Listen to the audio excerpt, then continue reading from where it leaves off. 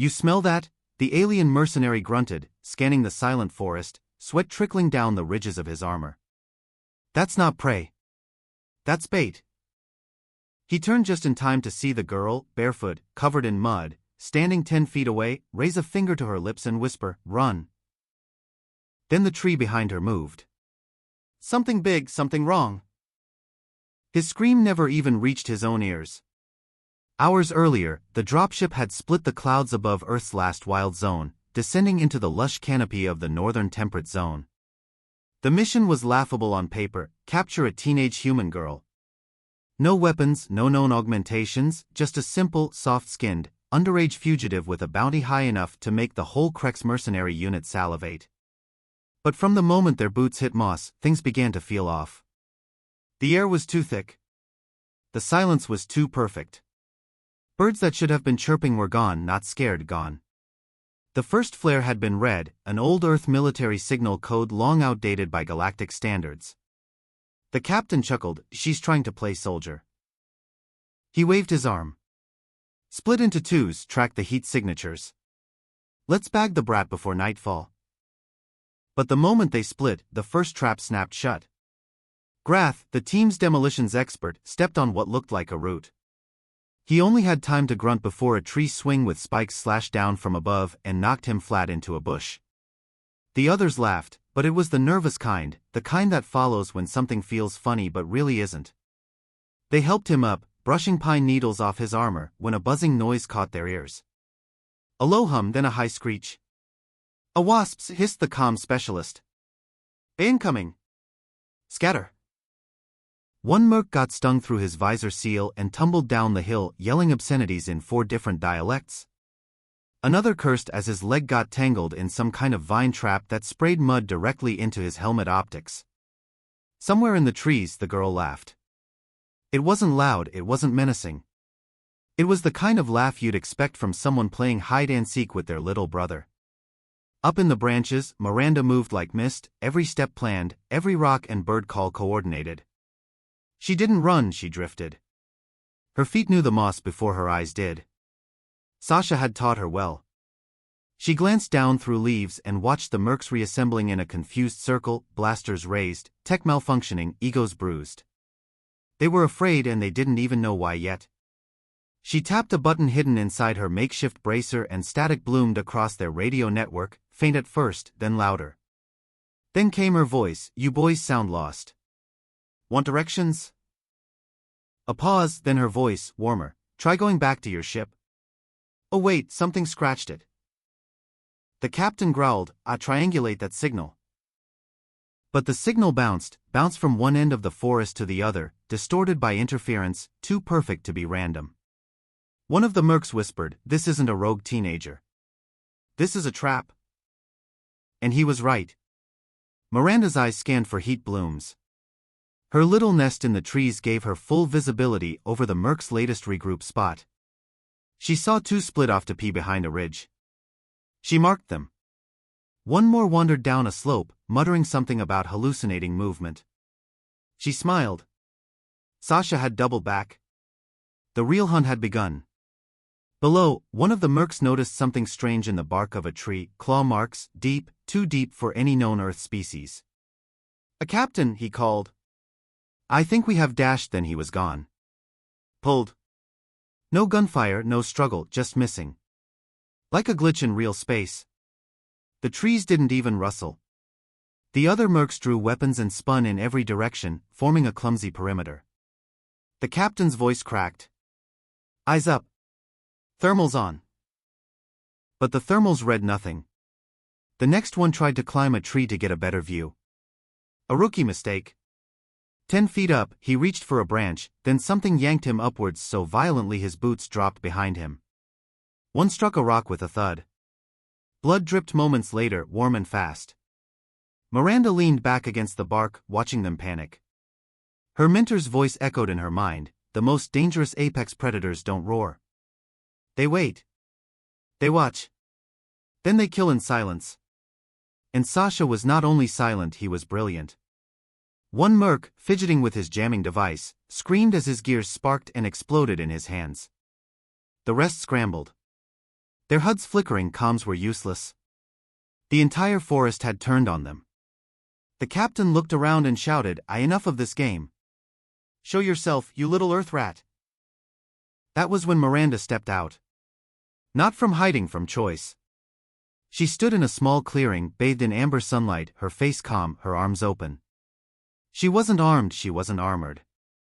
Just a girl in the woods. A merc raised his weapon, lips curling into a grin. A game over. Then it happened. From the shadows behind her, a shape began to emerge. Not slowly, not theatrically, just appeared. It had waited until they were sure of themselves, until they believed the girl had finally been cornered. And then it moved forward. Eyes first, yellow, pupilless, blinking once with the patience of a storm. Then came the shoulders, the snout, the thick corded muscles under mottled skin. 8 feet tall at the shoulders, bipedal but walking with the grace of a stalking cat. Jaws not fully open, just parted enough to breathe slow and let them see the glint of layered teeth. The merc's grin died. Miranda didn't flinch. Sasha stepped out and stood beside her. The forest held its breath. Then the first merc screamed, and that was the only warning the others got. The trees dripped with silence. Not the peaceful kind, but the kind that made men grip their rifles tighter and wish they'd taken another job. Blood had already been spilled, and the forest wasn't finished. The mercs didn't run, not yet. Elite units didn't panic. But they were sweating through their armor now, nerves fraying one mistake at a time. They had trained in jungles, fought on fire planets, survived asteroid gulags, but this forest was different. It felt old watching. Every rustle, every whisper of wind through pine needles seemed to mock them. Captain Euro stood over the broken remains of a helmet, his own breath steady, though it took effort. The helmet still had part of a head in it. Whatever had taken Rex hadn't done it cleanly. He crouched, scanned the drag marks and cursed in his own tongue. No vehicle tracks, no large claws, just pressure as if something heavy had pressed down and slithered. Nothing natural moved like that. A few meters away, one of his tech operatives tried to recalibrate the thermal drones. The screens glitched, distorted by interference that seemed to come from nowhere. A captain! The trees are giving false returns. It's like the air itself is bending. Another cursed loudly. My HUD's strobing. If I see one more red dot vanish into static, I swear. The sound cut short. Everyone turned. He was gone. No flash, no scream, just gone. Miranda crouched high in the canopy, watching it unfold. She sipped water from a vine she'd sliced earlier and adjusted her grip on the branch. She hadn't needed to lift a finger since the last trap. Sasha was her shadow now, her weapon, her signal of war. The mercs hadn't just underestimated her, they'd stepped into something worse than a hunt. They'd stepped into a test and they were failing. She whispered softly, a low cooing sound like a night. The kind Sasha was trained to recognize. Somewhere to the west, a scream rose and was cut off with a wet crunch. That was the one who called her a ghost brat. He wouldn't be calling anything anymore. Sasha didn't kill fast when he was trying to make a point. He mutilated. He isolated. Then he disappeared again, blending into shadows like he'd been born from them. The mercs stumbled back toward each other, regrouping, desperate now. They used a flare, hoping to light the sky and give their orbiting drone a beacon. It launched, hovering 50 feet overhead. That's when something leapt. Not up, not down. Something twisted midair and slammed into the drone from a branch they hadn't seen, ripping it apart mid-flight. Flames dropped through the treetops like sparks from a cursed star. What the hell was that? One of them yelled. Nothing on my scanners. Then your scanners are dead. They weren't just losing the mission, they were losing their minds. One of them dropped to his knees, muttering about invisible ghosts and old earth spirits. Euro slapped him across the helmet. Stand up. This is just tactics. She's not alone, that's a trained predator, a big one. A captain, the merc trembled. Predators don't jam orbital drones. Miranda clicked her comm, he's not just a predator, he's the end of your chain. Her voice echoed across their frequencies like a whisper from a ghost story. You brought bullets.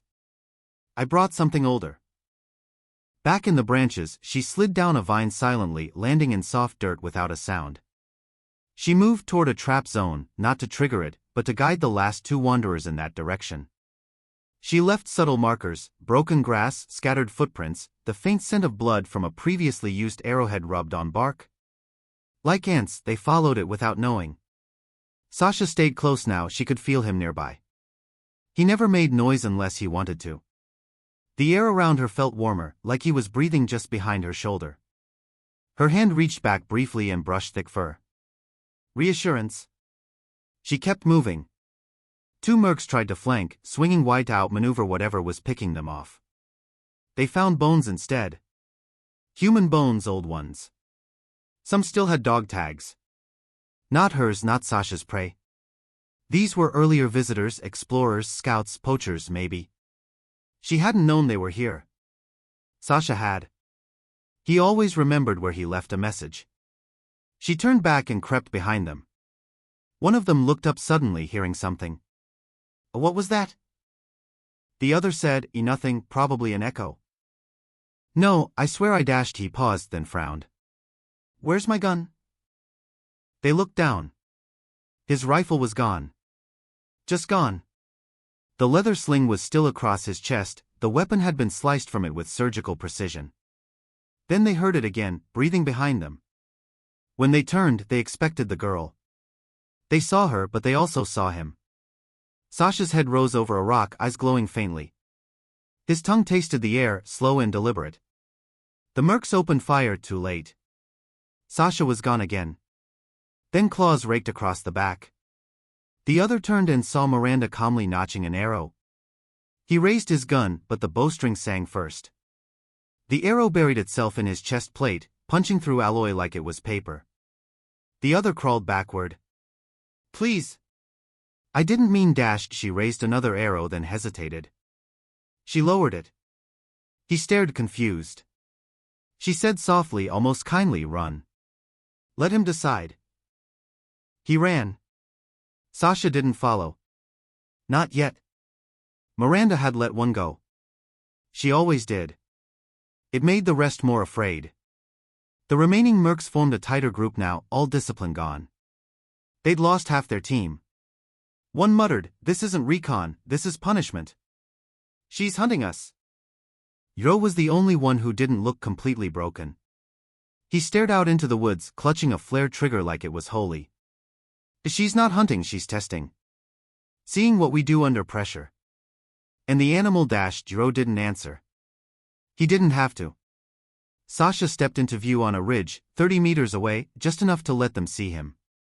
He stood beside Miranda like a statue, breathing slow, unblinking. She didn't speak, didn't wave, just watched them with calm, unreadable eyes. Then she turned and walked away into the trees. Sasha followed, no sound, no rush, just a message, "You're not welcome here." And the woods know it. A gentle rain began to fall, soft enough that it didn't make noise when it hit the leaves, but just enough to smear the blood trails left across the underbrush. The mercs moved slower now, every step a gamble, every breath measured, afraid their own lungs might give them away. The forest no longer felt like terrain, it felt like a living thing, and in that living thing, the girl and her creature moved like they owned every root and shadow. The mercs didn't say it out loud, but the thought was there, pulsing between them like a sickness. This wasn't a mission anymore, it was survival. Miranda crouched beneath a gnarled tree, letting the rain rinse the sweat from her face. Her hair clung to her forehead in matted strands. She scratched at the dried blood on her bracer and whispered into the calm on her collar, not for the mercs this time, but for herself. A single name, Sasha. There was no command, no direction, just a reminder. She wasn't alone. She never had been. Since the day her father found Sasha half dead in a scorched canyon and brought the cub home in a steel box, they had been inseparable, bonded not just through training, through something deeper. Sasha's presence moved beside her like a pulse. He didn't growl, he didn't pace. He simply sat in the mud behind her, eyes half-lidded, breathing slow, waiting for her signal. His patience was terrifying. A lesser predator would chase, tear, kill. Sasha waited, calculated, decided. Miranda had learned everything she knew from that quiet watchfulness. She had studied Earth's animals, then moved on to alien creatures, but none compared to him. He wasn't born of Earth entirely. Whatever they had mixed into him, it had worked. No record, no breed, just one name on a page, now erased. Apex class. Miranda rose to her feet, brushing her hands off. The last few mercs were circling toward the ridge above the ravine. That was perfect. She had set that ravine for days before they arrived. She'd even baited it with broken parts from old drones, left them out in patterns they wouldn't resist. They'd think it was a crash site, maybe supplies, maybe answers. But it was a box canyon, tight, steep, with only one exit, and once they crossed the midpoint, Sasha would block it. Back near the canyon, the mercs found the scorched drone parts. One bent to examine it, wiping the soot from the surface with his glove. This is Krextech from last year. Our own. Another nodded. Looks like a scouting run went down. Guess that explains the bones. No one wanted to look at the bones. Captain Euro crouched low, sensing something. He didn't speak. He just watched the trees. Then he finally said it, not to his men, to himself. We're in a trap. The younger merc beside him laughed nervously. You think? I've been shot, chased and chewed on, took you long enough. Euro didn't respond. He was listening not to the banter, to the forest. There was no birdsong, no rustling. Even the rain had begun to slow. That meant Sasha was close. Back above the canyon, Miranda moved silently through the treeline, her bow already strung. She wasn't aiming to kill anyone today, not yet. She just wanted them to panic a little more. She wanted them looking at shadows. Miranda rose to her feet, brushing her hands off. The last few mercs were circling toward the ridge above the ravine. That was perfect. She had set that ravine for days before they arrived. She'd even baited it with broken parts from old drones, left them out in patterns they wouldn't resist. They'd think it was a crash site, maybe supplies, maybe answers. But it was a box canyon, tight, steep, with only one exit, and once they crossed the midpoint, Sasha would block it. Back near the canyon, the mercs found the scorched drone parts. One bent to examine it, wiping the soot from the surface with his glove. This is Krextech from last year. Our own. Another nodded. Looks like a scouting run went down.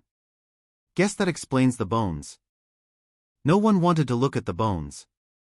Captain Euro crouched low, sensing something. He didn't speak. He just watched the trees. Then he finally said it, not to his men, to himself. We're in a trap. The younger merc beside him laughed nervously. You think?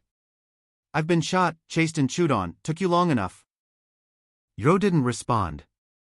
He was listening not to the banter, to the forest. There was no birdsong, no rustling. Even the rain had begun to slow. That meant Sasha was close.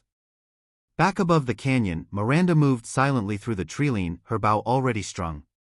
She wasn't aiming to kill anyone today, not yet. She just wanted them to panic a little more. She wanted them looking at shadows instead of paths. She wanted their decisions fractured, confused. When she saw them bunching together again, she whistled once, a long, low sound like wind through a cracked stone. The mercs froze. Then they heard the growl. Not loud, not even close, but deep, so deep it vibrated in the bones. Then it stopped. They fired wildly, a scatter of blue bolts lit the sky and splintered trees. Birds scattered. Sasha did not. He never moved into a firefight. He waited for the silence after. Miranda dropped from a tree 15 feet above the nearest merc and knocked him over without drawing her blade. She pinned him, pressed her finger to his helmet. He stared up at her, too stunned to react. She said softly, almost kindly, "You're not the one I want." Then she vanished back into the fog. The merc didn't get up. He didn't follow. He just curled up and covered his head. Captain Euro finally snapped. Pull back. Tight perimeter. We hold here. He didn't care about the girl anymore, he cared about living through the hour. He tapped into his wrist pad, calling in backup frequencies, but nothing responded. The last known support ship had gone silent hours ago. He doubted it even existed anymore. Miranda's voice crackled again through the rain. I could have killed you already. All of you. But I didn't. That's mercy. You don't deserve it. Then something exploded at the canyon mouth. A burst of motion blurred past the ridge. Sasha, moving in a straight line, ran through the opening like a shadow with fangs. One merc turned, screamed, fired 3 rounds, missed. Sasha didn't miss. The man's arms separated at the shoulder before he even registered the pain. The rest began to run. It didn't help. They slipped in the mud. One went down the ravine, snapping bones on the way. Another tried to climb the walls. Sasha let him, for a moment, then dragged him down like he was nothing but a loose sack of meat. Miranda stepped into the clearing, soaked to the skin, head bowed. She looked at Joe. He looked back, his eyes bloodshot, lips trembling. Why? Why us? We were just sent for you.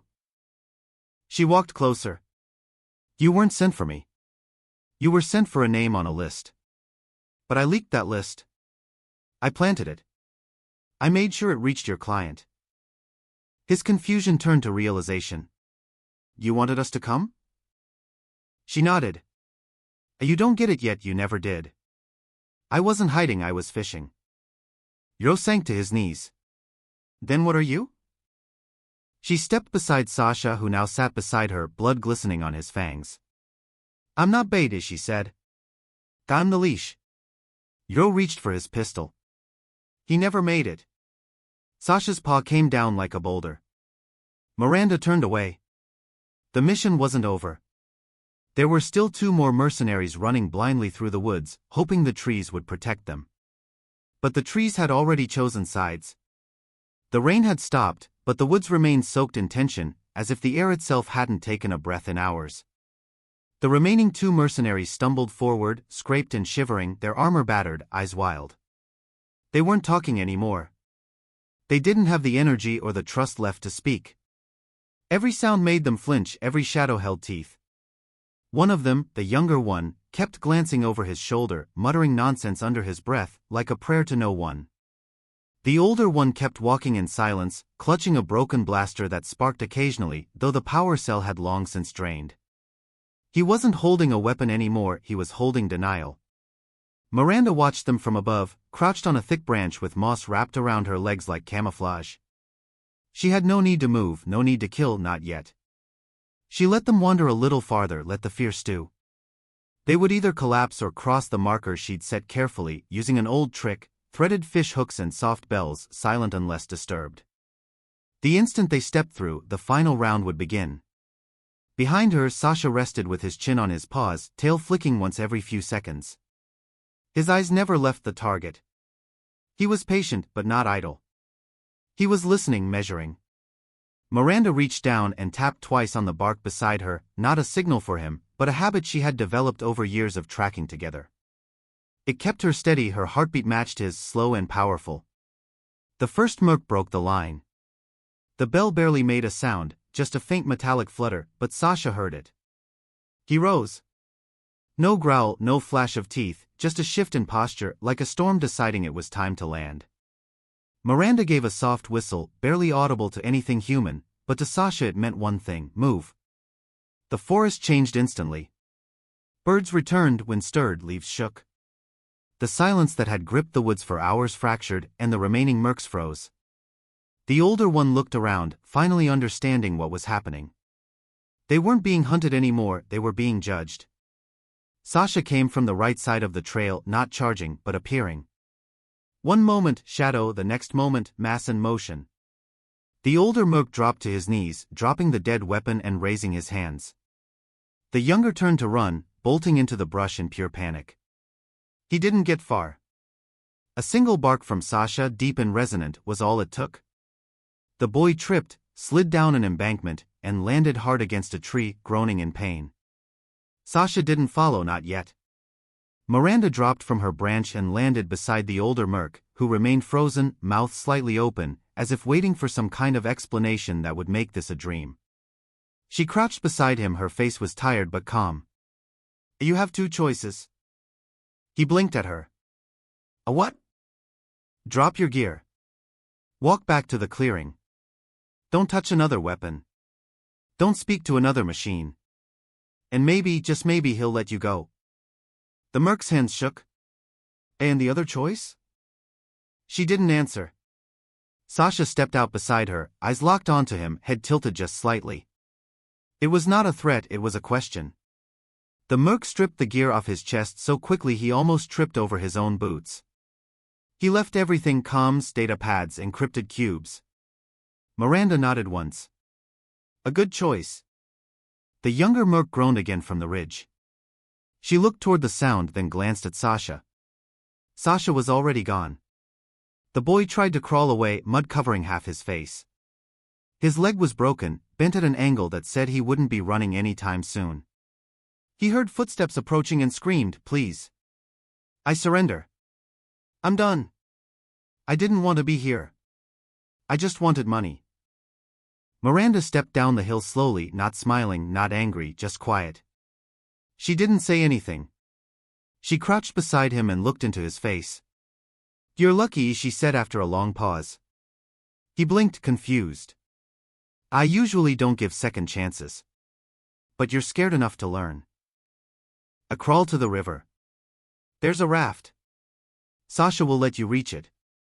But if you look back, if you grab a rock or try anything, he won't ask questions. The boy nodded, eyes wide, trembling as he pulled himself toward the waterline. Miranda stood, wiping her hands on her soaked pants, and turned back toward the clearing. The forest felt lighter now, like a storm had passed. Sasha met her halfway, his massive form sliding through the trees with the grace of a creature half his size. She reached out and scratched behind his ear, and for a moment he closed his eyes like a house cat. They walked together toward the edge of the forest, back to where it had all started.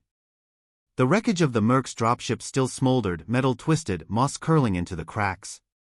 Captain Yo's body had already been buried. She wasn't cruel enough to leave it out.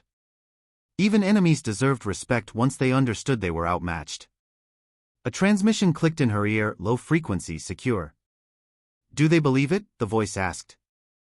She looked out over the forest where Sasha sat again, licking his claws lazily.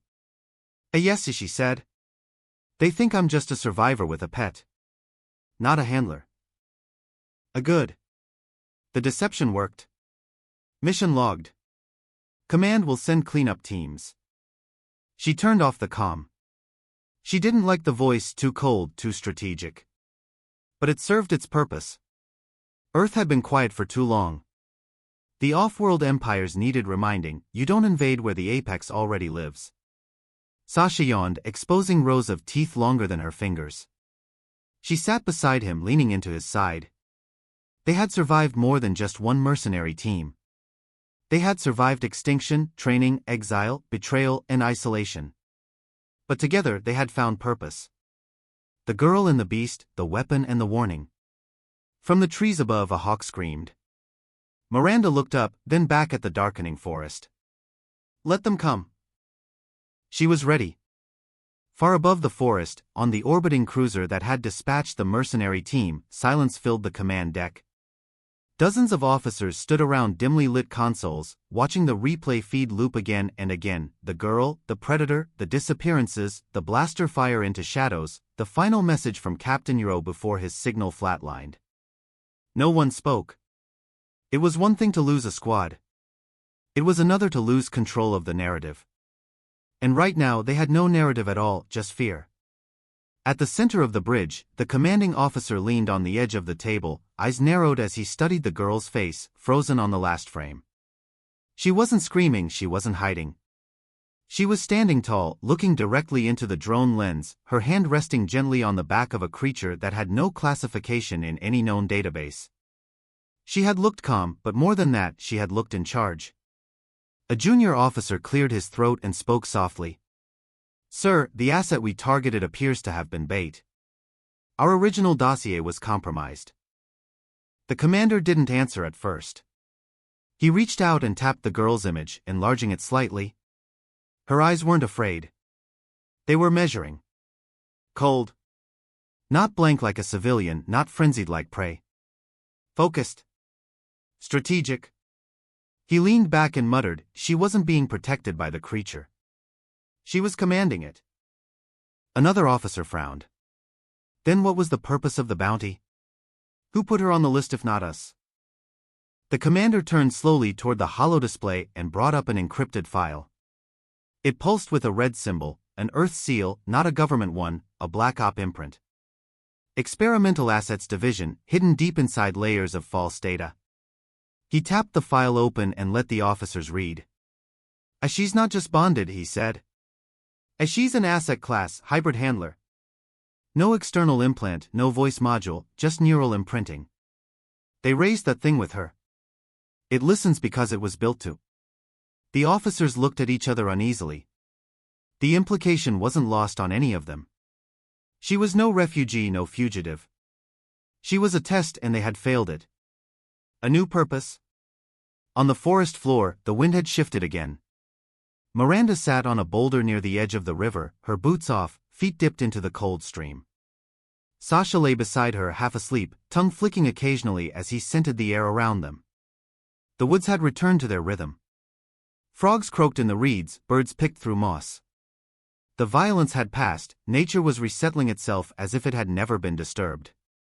She glanced over at the distant wreckage, now partially buried in undergrowth. In a week, there would be nothing left but rust. In a month, even that would vanish under vines. Earth had always known how to hide what it didn't want found. She leaned back against Sasha's thick side and whispered, "That should keep them out for a while." Sasha rumbled softly in reply, his massive tail flicking once. She closed her eyes, letting the cool air wrap around her like a blanket. But her rest didn't last. The soft crackle of a secure transmission came through her ear again, more insistent this time. "Miranda, come in. Confirm survival and objective completion." She didn't answer. She opened one eye side and tapped the signal open. "This is Miranda. I'm alive.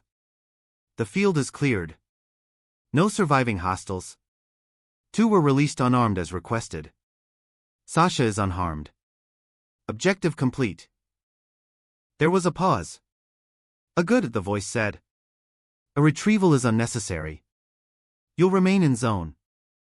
Phase 2 begins in 72 hours. Expect contact." She cut the signal before the voice could finish. She hated their tone, clinical, distant, always assuming control. But they had paid the price for silence before. Now they were listening, and Earth had sent her as a message. Back in the orbiting cruiser, the commander didn't wait for clearance. He tapped into a higher channel and called the Galactic Security Assembly on a secure frequency. He issued a single sentence: "Do not engage Earth under any circumstance." Silence followed. Then one word returned: "Confirmed." That same night, far from the crash site, a new team arrived in the dark. But they weren't soldiers. They wore gray suits and lenses over their eyes, scanning with quiet urgency. Miranda watched from a distance as they moved carefully, retrieving bodies, scraping samples, logging equipment damage. Cleanup crew. No logos, no lights. She recognized one of them from her early training, an old handler who had once tested Sasha's scent response using thermal bait. He moved slower now, limping when he bent down to examine a broken branch. Sasha growled, not loud, just enough. The man froze, then carefully he stood and spoke softly into the air, "We acknowledge. You're in control. We're just cleaning." Miranda said nothing. Sasha didn't move. The man stepped away. The crew packed up within 20 minutes and vanished as quickly as they had come. No conflict, no challenge, just quiet respect. By morning, Miranda had moved camp again, deeper into the woods. The cave system she used hadn't been touched in years, old mining tunnels long collapsed and overgrown. Sasha's claws clicked lightly on the stone as they entered, and she lit a small lantern to guide them. It was cool inside, dry safe. Her cache was still there, water packs, dried meat, backup comms. But she wouldn't need them, not unless the next team decided to be stupid. She carved a mark on the wall, one more tally, one more failed incursion, 23. She looked at it for a long moment, then added another stroke.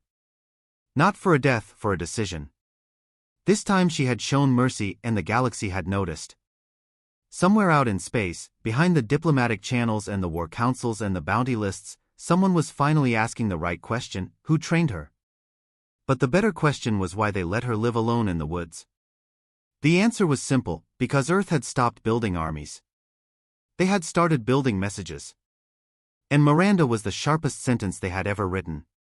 As the sun rose, Sasha stepped to the mouth of the cave and yawned, the sound echoing across the canyon like the sigh of an ancient god.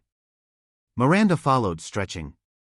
She looked up at the morning sky, calm and endless. Another day, another warning sent and received. She smiled just a little. Let them send more. Let them spend fortunes on weapons, on mercenaries, on elite teams trained to tame her planet. Let them believe they still had the upper hand. She and Sasha would be waiting, not to run, but to remind them, Earth never sent its best. It let them grow wild.